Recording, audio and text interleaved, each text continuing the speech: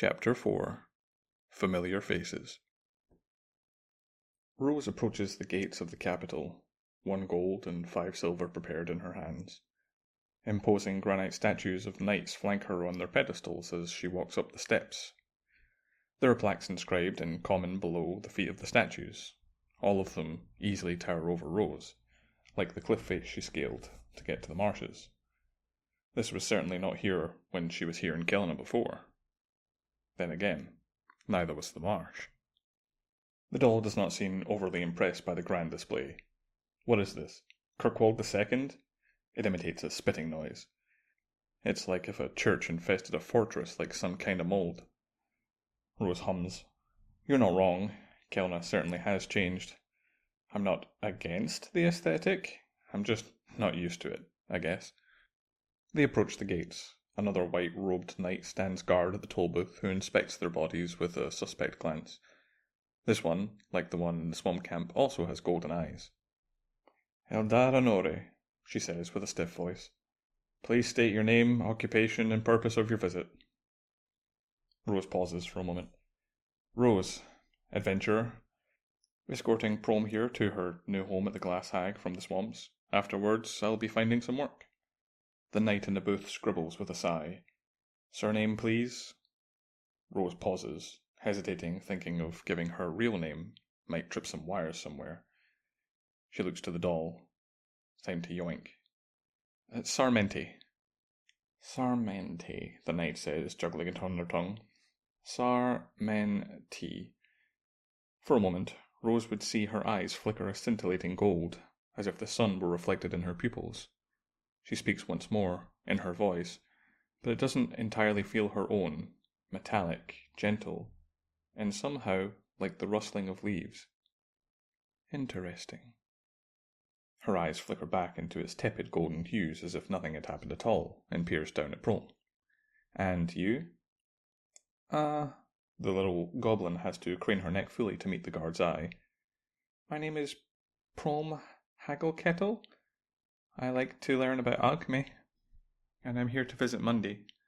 The guard does not show any more strange behaviours as she finishes jotting down the details on the visitor's form. Very well. Thank you for your cooperation. Taking their toll, the illuminate lets them pass as the gates lift up for their entry. Pressing her palms together and bowing, Welcome to the Holy See of Monday. Rose takes a few steps through the gate, offering her thanks as she does. After a few moments, she looks around to ensure that nobody can hear her talking to Hughes. You saw that, right? Tell me you saw that. However, Hughes is dangling from the back of the backpack. I have buttons, and 180-degree vision from yours, lady, he says dryly. I saw 3 boring statues in the way here, and a guard opposite yours who was wondering why a grown adult woman was carrying a doll around. Rose sighs. Damn, don't even have 360-degree view, huh? She says with a joking tone. No comment on the name, though? Hughes responds.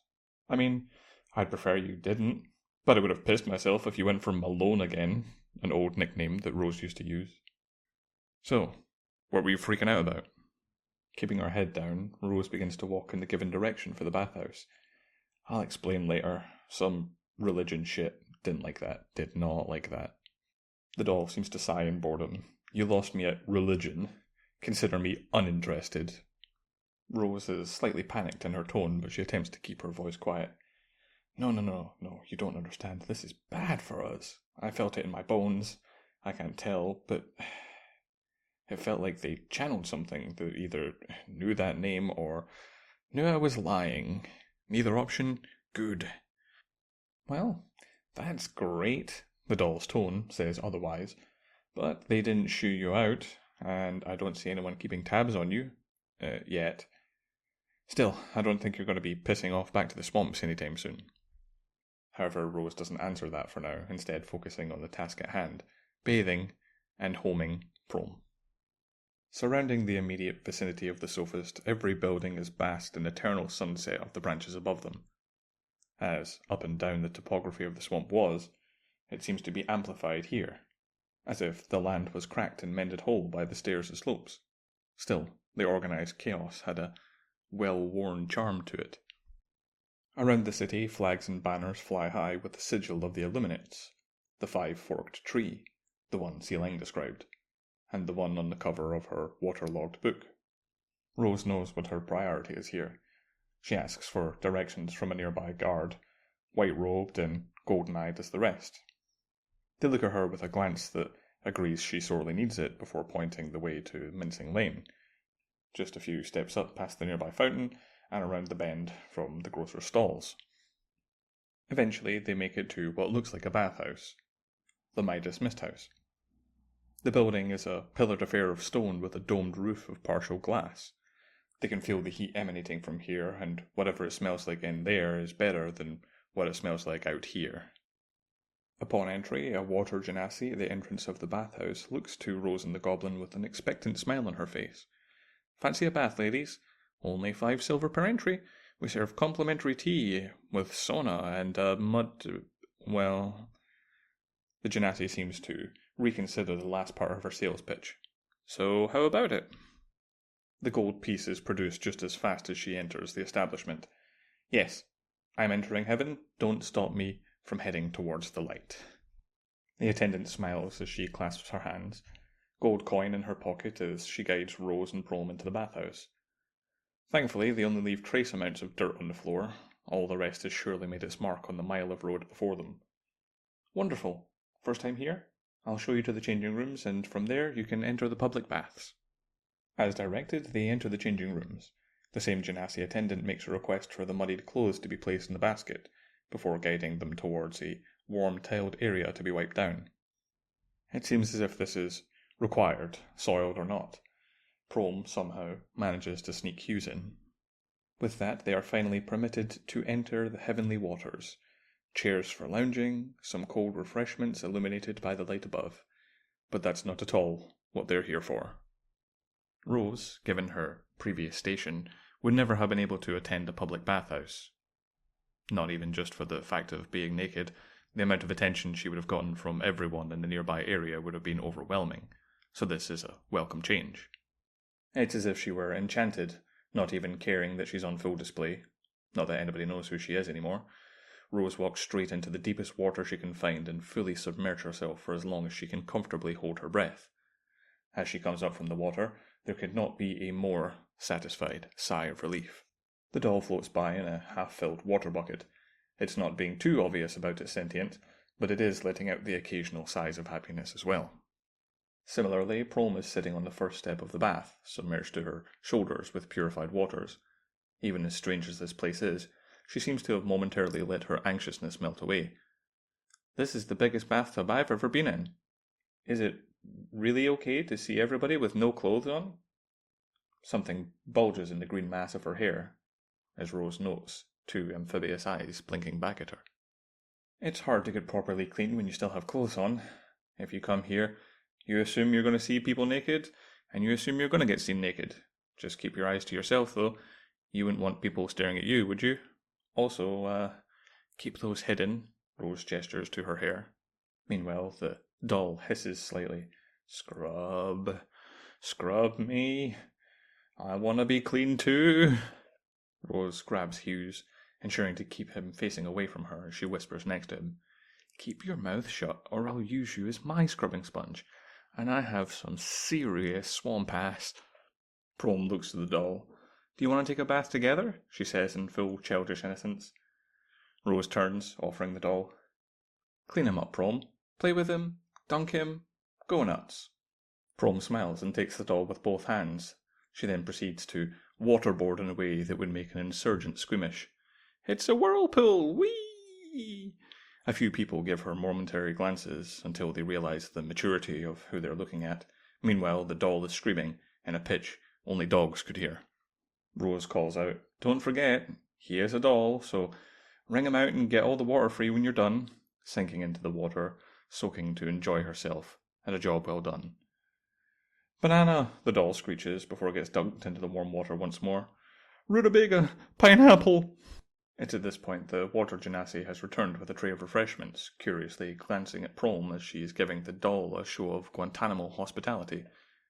I'm glad to see she's having fun with her little friend. Rose gets the feeling that the doll is an exception to the rules rather than the norm. "Would you like some tea?" some Longjing, some fruit waddle. It's our most popular blend. Certainly, I'd love some tea. Rose opts to go with the suggested option before calling out to Prom. All right, that's enough fun with Hughes for now. Pass him to me. You want some tea? Prom hands the waterlogged doll back to Rose. I want some fruit waddle too, please. The water genasi places down 2 mugs of gently steaming tea by their sides. Certainly.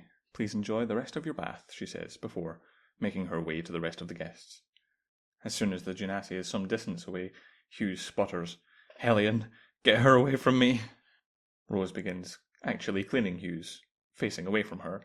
She's pretty sure Hughes doesn't want to see that. Oh, but you love kids. Come on, let's get you properly cleaned up, I guess.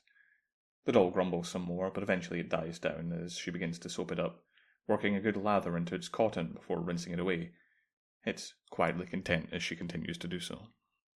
The 3 of them enjoy the luxuries of pampered hygiene and socially acceptable public nudity before re-emerging from the waters, smelling of clementine, happy as clams.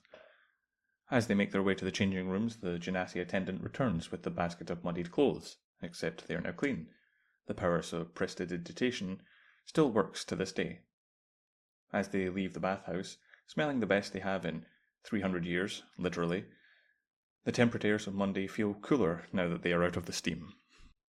Rose is thankful that there is not long left to go in this goblin garb. New clothes shopping shortly, but first time to drop off Prom.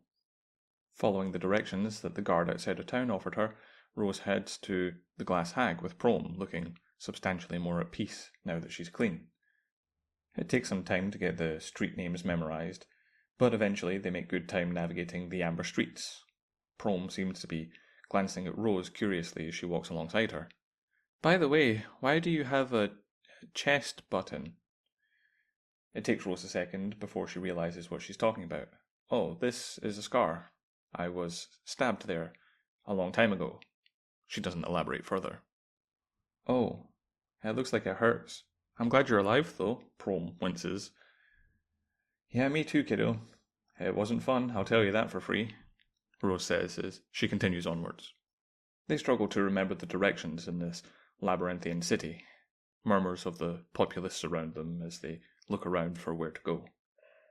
Children skipping down the steps like stones on water, the cold breeze of the air, meeting the warmth of the nearby bakery, smell of frankincense and myrrh, thick curtains on every window. If there wasn't a glowing tree right above them and the omnipresence of a religious intensity, it might have been mistaken for a normal city-state. Eventually, after a minor detour or two, they reach the minstrel belt. True to Sealing's words, there is a quaint store tucked away in the far east of the street, with the words, "The Glass Hag," etched onto a giant sign above the door. The door swings open by itself, letting them enter the warmly lit store. The air is thick with the smell of sandalwood, incense, and acrid chemicals, steeped into everything from the seats to the dark woods of the store shelves. Bottles are labelled with spidery, illegible script containing liquid metals and powders and goodness knows what else. As offensive as this store is to her sense of smell, it's a place she'd trust to fix whatever ailed her, or a place she'd dread if she visited as a child. Unless, of course, you were Prom. She seems to be having a grand old time gandering at the chaotic assortment of flasks, especially the ones titled, "Do Not Open." She turns enthusiastically. "It's a bottle of Rose of Dawn. Brother said it's hard to find these in most places." An older woman has appeared at the door of a storage closet. "Well, you know your herbs, little girl." She turns expectantly to Rose. "Can I help you?" Rose turns to smile. "This is Prom. Her brother Sealang told me that you had mentioned looking for a budding apprentice. His words, not mine." Rose can immediately tell the exact moment the woman's countenance drops from warm and welcoming to absolute zero. Unfortunately, it's the moment where she mentioned Sealang's name. Her response comes quickly.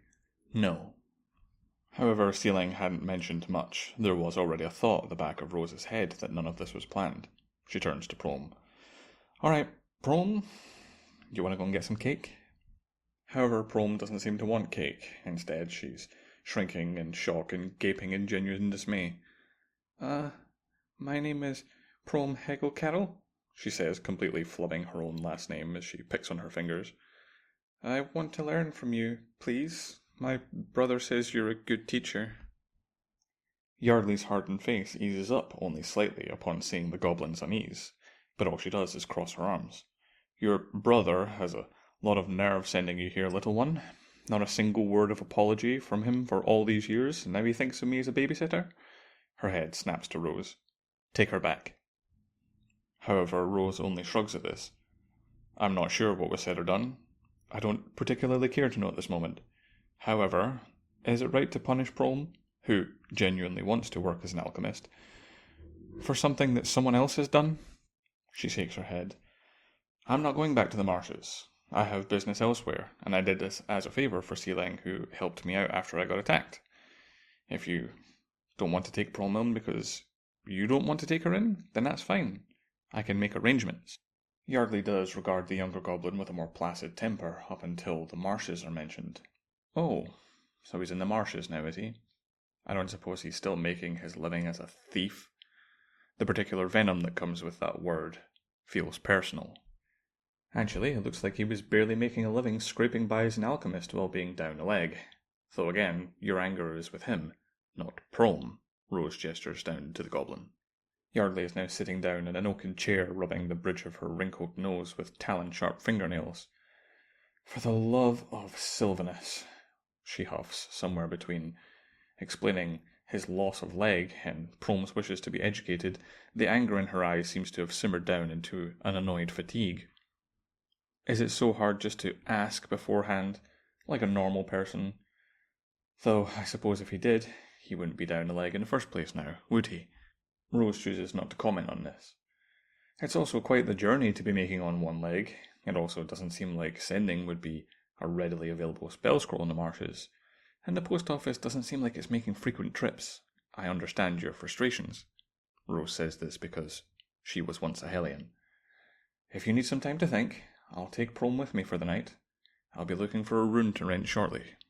However, assuming that these words are being relayed directly from Sealang, Yardley just waves a flippant hand at her reasoning. Excuses, excuses, no finer pairing than this man and a list of flimsy promises. While it's clear that she's definitely heard Rose's offer, her gaze remains focused on the goblin. And you, little stray, so eager to learn the arts of the cauldron, how can I be sure that you will be worth my time? Her sharp eyes flicker back to Rose, and I do not see any utterance of remuneration. A friendship as weak as this does not afford any services of charity for his benefit. She glances back down to Prome. Do you know what he stole from me, little girl? The thing that was worth an arm and a leg for? She raises a finger, smiling toothily as she does. A single pargan berry, worth 2,000 gold. Rose sighs slightly hearing this, the idea of her light coin pouch. If this was a different time, I would have been able to clear that without hesitation. But she straightens her posture, looks to Prome and then back to Yardley. I see, quite the stack of coin for a berry. I assume it's of some importance? Just so, she responds. A single berry from the pargan tree restores life, if given within 4 days. It's available only from the maw, and blooms once every decade.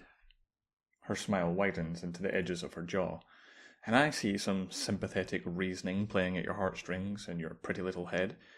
However, he had no notable family, nor friends of that magnitude, or affections, compelled by greed, and now he sends his little stray here, as if I still had some obligation to him. How foolhardy, and yet how curious that you should be worth this trouble. Prome looks like she's about to melt into the planks beneath her feet. My brother did give me something. For you, Grandma. Yardley looks down with her eyebrows in curiosity. The little goblin puts down her large backpack and opens the flap, rummaging inside for a small box, and with timid hands and large eyes, she presents it to the old woman. Yardley regards the little girl for a second before prying the box open with 2 fingers. Something fragrant and faint emanates from the box, with a subtle purple glow. The old woman's wrinkles do not budge 1 inch before she closes the box. Got rid of his old ways, did he? Living on the straight and narrow now? Somehow, I wonder. She places the box aside and turns back to Rose and Prome. If that's how he wants to play it, then come back tomorrow. I'm not an inn with rooms at the ready, unless she wants to be sleeping in a broom closet. The door flies open on its own, the open sign flipping to closed at the same time. Rose and Prom take their leave with the intent of coming back the next morning. They wander back into the many streets of the city in search of an inn, which doesn't take them too long. It's the capital city after all. It's a surprise they haven't bumped into more people while they were on the way through their gates. On the far end of the Phoenix Trail is a modest inn called the Draconic Dove. With 2 stories of timber and brick to its name, it should provide ample space for good food and room. Upon heading inside, Prom looks around with childlike wonder in her eyes as if she were seeing a castle for the first time. Inns have not changed in the past few centuries. Whitewash panel walls with just the slightest bit of staining, warmed by candlelight and the smell of butter, apples, and alcohol. There's even what looks like a board for odd jobs. Less patrons than would be expected, but travellers are spoiled for choice here in the big city. It's a comfortable, immutable aspect of adventuring life, even if it's run-of-the-mill. There's a woman wiping up a freshly vacant table amongst the patrons in the middle of the drinking contest. At the bar, there's an older male halfling entertaining a party of well-watered dwarves who seems a little too busy. Noting this, Rose heads over to the woman wiping the table. She turns to her, beaming an award-winning smile. However, it's overshadowed by her brilliantly gold eyes. Rose asks, "Hi, we're looking to rent a room." She responds, "Why, certainly, love. We have a shared lodgings room, a room with multiple bunk beds, shared with other patrons, or private rooms for singles and doubles. What are you looking for?" All going well, Prom wouldn't be staying with her for too long, but getting a bed to herself would be much more preferable. A private double room, how much would that run me? The woman glances off to the side. That'll be 16 silver per night for a double room, meals included, for 20 silver. The chef that we got from Thornsgate is exquisite. Bakes a mean hunter's pie. I dare even say he could make pumpkin porridge gourmet. Rose didn't need a sales pitch. Good food was always the quickest way to her heart. That sounds good. I'll take a room for 2 nights for now, unsure how long I'll be in the area. The woman takes Rose and Prom over to the registering desk, taking down their names and offering them a set of keys. Meals are 6 until 8, breakfast 7 till 9. If you have any questions, just come down and ask for Thalgra. She beams again her award-winning smile. Taking the keys, returning the smile, and bowing her head slightly, Rose and Prom head up to their room. The double room they are offered is a cosy affair, if simple. 2 sizable beds with wool-filled pillows greet them, next to a bucket and some towels to wipe themselves down with. Helpfully, there is a screen for privacy. It's a dime a dozen room as far as the lodgings she's used to. And of course, there is the tree light shining through, clear as day and bright as the sun. Rose leaves Prom to enjoy the room for some time, the bed that for her is the equivalent of clouds, even though it's standard in its offerings. Rose doesn't feel too bad about leaving a set of keys behind to leave Prom to her own devices. Sea Liang's done much worse in the swamp, and this inn is practically like a fortress. The first thing on Rose's shopping list is to have her dress repaired from the time in the swamp and have a few copies made. Heading to a nearby tailor, the boy manning the counter looks up with a very obvious grimace at Rose's complete lack of fashion. "Yowza, lady. Sorry, how can I help?" Rose laughs. "Yes, I'm well aware. Don't worry. Not exactly happy to be presenting myself in a cobbled-together potato sack." She sighs, offering over her signature dress.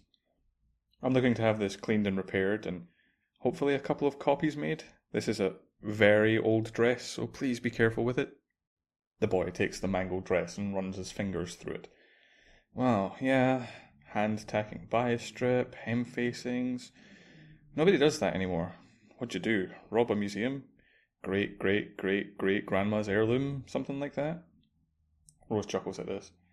"The dress is around 320 years old, so I can well imagine that the methods of its creation are probably obsolete."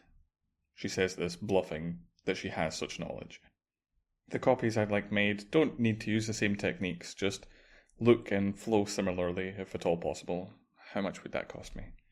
The boy whistles. 320 years? No pressure, huh? Despite his Flippancy and age, he's treating the dress with a respect, as a studied tailor would. Don't see something like this every day, especially one that's not magicked up. It'd be 5 gold to repair it. You could just knock on some wizard's door to mend it, but I wouldn't trust any of those silly hat men to know the difference between a catch stitch and an overlock. For duplicate dresses, something with these materials around the ballpark of 20 gold per dress. You fine with that? Rose reaches for her coin. Absolutely fine. Do you have a time estimate for repairs? This potato sack itches in all the wrong places. The boy does not respond to this. You can get it tomorrow, any time after midday. Upon inspecting the dress further, he winces upon spotting the parade of brown and red upon the dress. Eesh, did you go bear wrangling it? Rose laughs slightly. I got caught by a croc going through the marshes for some work. But, yeah, I don't think I'll be doing that again. Rose turns around, looking for a set of just common clothes to get out of for the time being, handing them over and forking over another gold for the time being. After switching into something more comfortable and taking her leave from the store knowing that their dress is in good hands, Hughes pipes up. Never seen a blue rag worth the price you're paying for. You like it that much?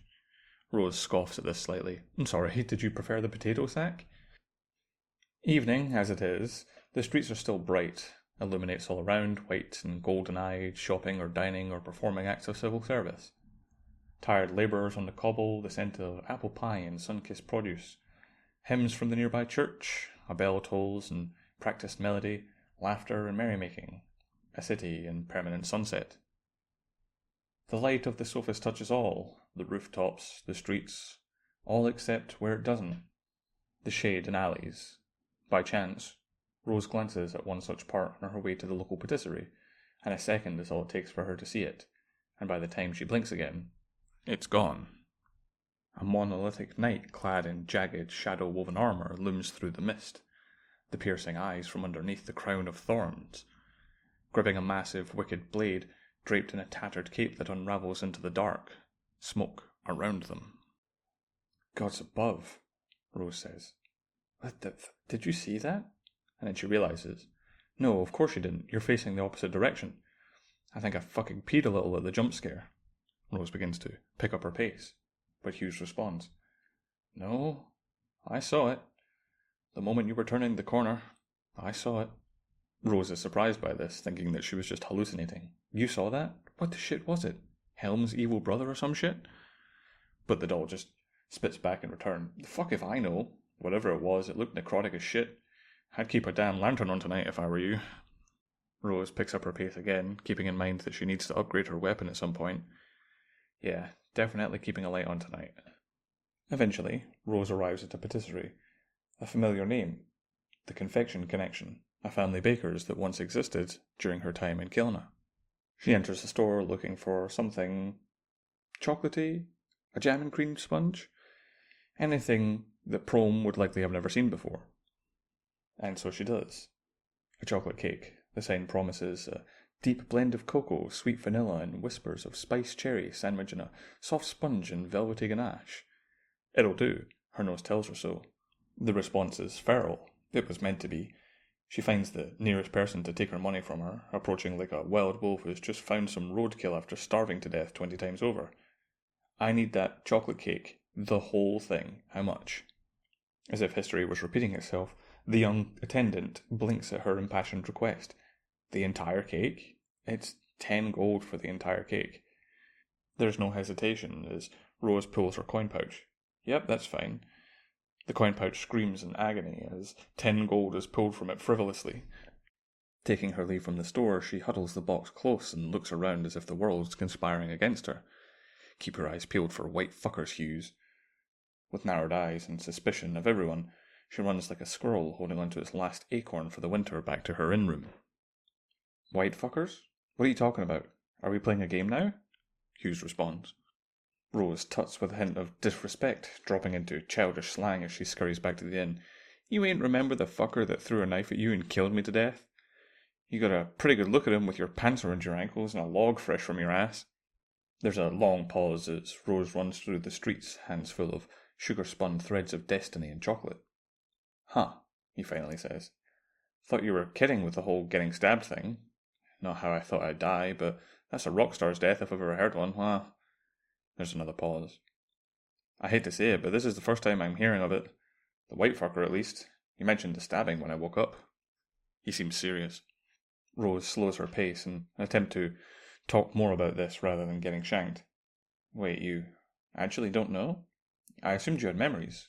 You talked like you used to. What's the last thing you remember before waking up like this?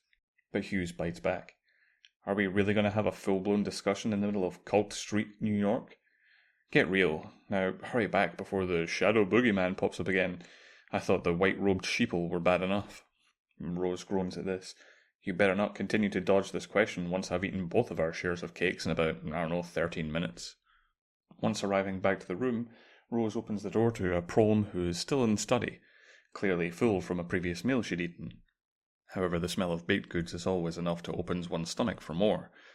Rose introduces Prolm to the chocolate heaven that is, and they both intend to have their fair share. And have their fair share they do. After taking a few slices, Prolm is a few inches away from smashing through the ceiling. There's an amused tone coming from Hughes. Well, can't say I didn't see this coming. Rose clearly pauses at this. I only realised shortly after committing to the mistake. Well, she seems occupied. Do you want to talk now, or more when we're alone? Hughes scoffs at this. It's up to you. In here, I don't give a shit. And judging by that little squirt, however, it'll take 2 or 3 hours until the sugar crash hits. It's very clear that Prolm is no longer paying attention to the two of them. Rose looks at Prolm with a gentle sigh. To be a first-timer on sugar again. Flapping her arms like a seagull on crack, squealing as she does. It's clearly the happiest Prolm has been since she's met Rose. And Rose turns back to Hughes. So then, what's the last thing you remember before waking up as a doll? Hughes pauses for a moment.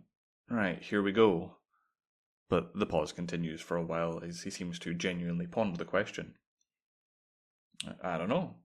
I know plenty of things. Your favourite foods, the embarrassing crush you had as a kid, but nothing that I remember before waking up. It's zilch. Kind of like asking what you remember before you popped out your mother's hole, or what you were thinking when you were sleeping last night. It doesn't exist. Rose seems a little perplexed at this. So, you're still you, just with tidbits of personal knowledge, but no memories? For the moment, Rose can feel Hughes staring back at her. Pretty much. No memories up until I woke up and heard you whining about your birthday and shitty situation, which, I'm not gonna lie, is a pain in the ass. It's like I told you in the swamp, Peanut. I have his memories. At least, anything he told me over the past 2 years, it's in here. Anything he didn't say, it's all gone to the wind, kid. If you still can't wrap your head around it, pretend I'm a diary that spoke. An audiobook. Good business plan. Write that down somewhere. An audiobook that became a real boy while you were putting up a fuss in that dark-ass chamber, with that slit in your chest. Letting the reality of the situation set in, Rose struggles, but is able to choke back some tears from forming. I understand. It's a hard pill for her to swallow. The doll got pissy when it realised everyone was dead, but that's based on what the real deal said and on its own mind. Rose suddenly feels a lot more alone. The bouncing Prolm next to her doesn't make things any better as Rose attempts to just wallow in silence for a bit. And the doll seems to sense her discomfort. I don't know, Peanut. I barely get this shit myself. As I said, I'm not your dad. I'm a doll. But we're both Hughes. I'm just the one that's stuck 300 years into the future. If you don't understand, then good, that makes 2 of us. It seems like the doll doesn't seem to be sure either. Yeah, I'll think on that for a bit. I'm gonna go for a walk. Clear my head. Rose stands, getting ready to leave without taking the doll with her. And the doll says nothing. She thinks he wants to, but he doesn't, much like Hughes normally would. Rose leaves Prolm in the doll's supervision, or would it be more correct to say that she's left the doll at the mercy of a hyperactive child and her 2 amphibious companions. Another thing to ponder as she goes plodding out onto the streets. Thalgra does give a small smile as she exits.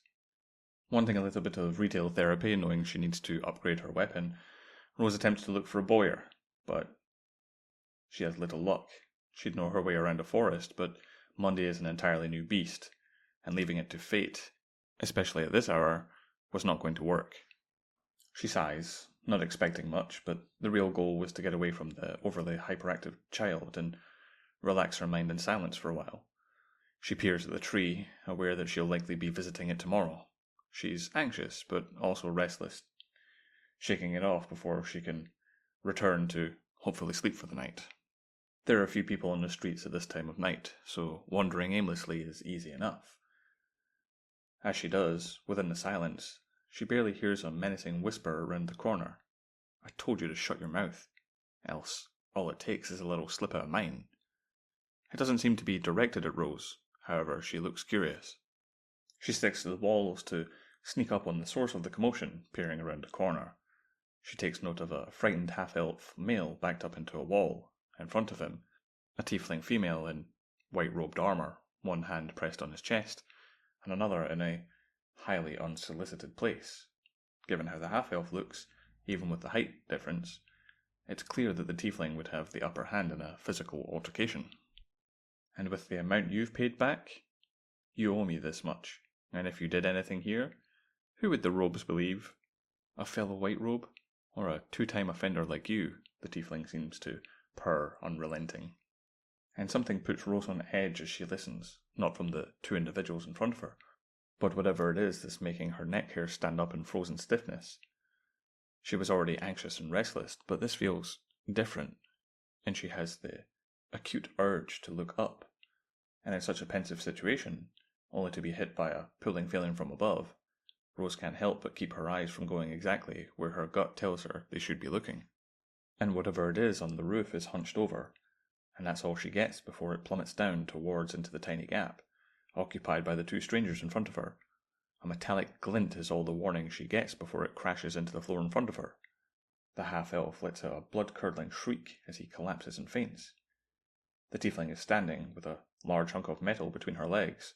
She seems to slide and wobble until she comes apart, perfectly bisected as she falls over like a paper doll. The walls bloodied like a butcher's room, the greatsword sliding back from its victim, towards the black figure. It's the thing she saw in the shadows, on her way to the patisserie. And now, it's caught sight of Rose. Barely able to hold on to the cake in her stomach, Rose takes a step back after the display. There's a shakiness to her knees, but her curiosity can't help but want to see if it plans to follow her. Her steps backwards are slow, but prepared to sprint if there are any hostile movements. And the black jump scare continues to just stare at her. Even in the dim light, it's hard to make out the features. Ebon-clad in armour, with a cape that wisps around like mist, and eyes that she can barely make out. She doesn't need to be a cleric to tell that whatever this is feels necrotic. It definitely looks like Helm's evil brother or a teenager's ergy persona, but those thoughts seems more entertaining when it's not staring her in the face in real time. There's an aura of dread around it. It regards her for a second longer as she backs away, and a second feels like minutes. Then it slowly begins to close in on her. The bloodied greatsword, attached to the bloodied Dark Knight, is really not doing any favours for her fight-or-flight instincts. It just split someone in half, and it's currently not splitting the other guy in half, but it is making its way towards Rose, dragging its greatsword along the floor with a rattle as it does.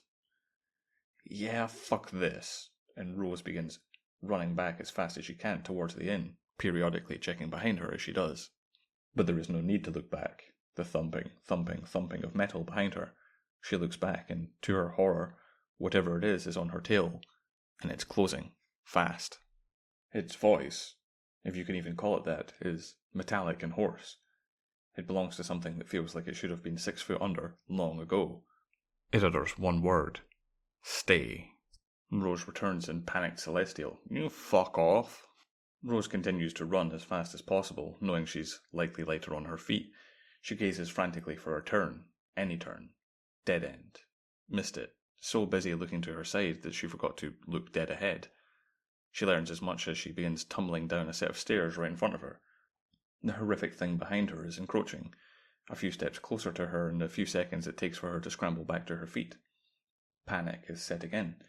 She doesn't want to respawn another 300 years into the future, so she climbs a random building as best she can, one not too tall, and one not too easy for whatever's following her to scale.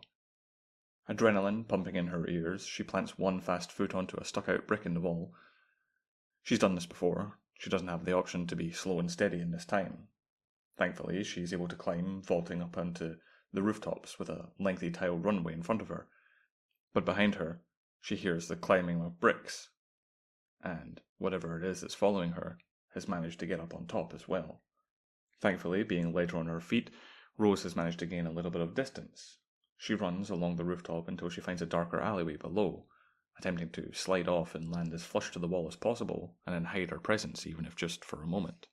She presses herself against the nearest brick wall that's obscured by some crates. Seconds later, she feels the metal-heavy thump shake the ground, followed by some muffled, rattled breathing. She has no idea how far it is away from her, but it's too close for her liking. But somehow, it hasn't spotted her. Yet. Rose knows she's on borrowed time. It's only a matter of time before this thing finds her. She holds her breath as long as she can, remaining as silent as still as possible. She reaches into her pack, attempting to pull out an unlit torch and throw it in whatever direction the fucker isn't looking. And as she slips the torch out, in the process, her arm collides with a drainage pipe on the wall. The metallic clank announces her presence with painful acuity, even before she's able to throw the torch in the opposite direction. The torch lands next to the thing. It slowly turns its head towards Rose, and before she can take another breath, it's already on her, grabbing her by the collar of her shirt with its gauntleted hands, its face closing in on her. In the secluded darkness in the corner, there is no face for her to lay eyes on, just an endless necrotic abyss and two dim spots where eyes are supposed to be. It's not choking her, but the air is suffocating, and she feels very, very small. There is no reaction, there is only fear. Rose cannot even choke out a single scream or a word before going limp beyond her control. And as darkness clouds her eyes and feeling herself falling back, the last thing she hears is the metallic rattling voice speak something. "Do I know you?"